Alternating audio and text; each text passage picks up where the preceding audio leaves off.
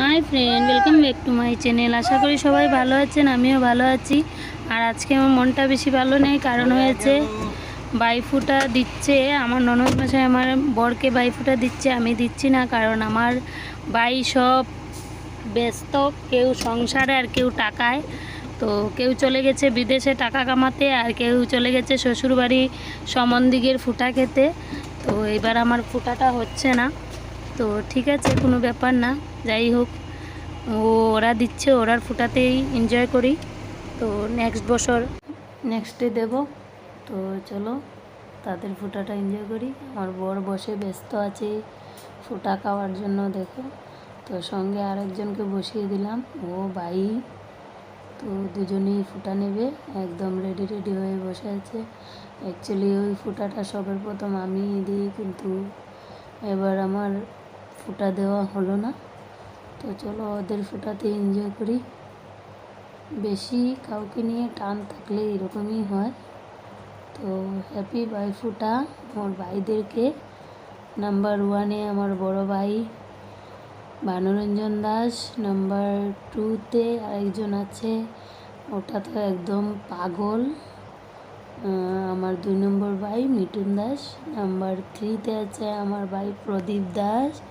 Number 4-এ আছে প্রসন্ন দাস। তো সবাই বিদেশ আর বাইরে, তো ফুটাটা দেওয়া হচ্ছে না, তার জন্য মনটা খারাপ। ওকে, সবাইকে বাই ফুটা, হ্যাপি বাই ফুটা।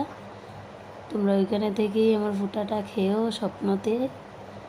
তো চলো পূজার ফুটাটাই আমরা দেখি। পূজামণি দিচ্ছে স্বপনমণিকে ফুটো।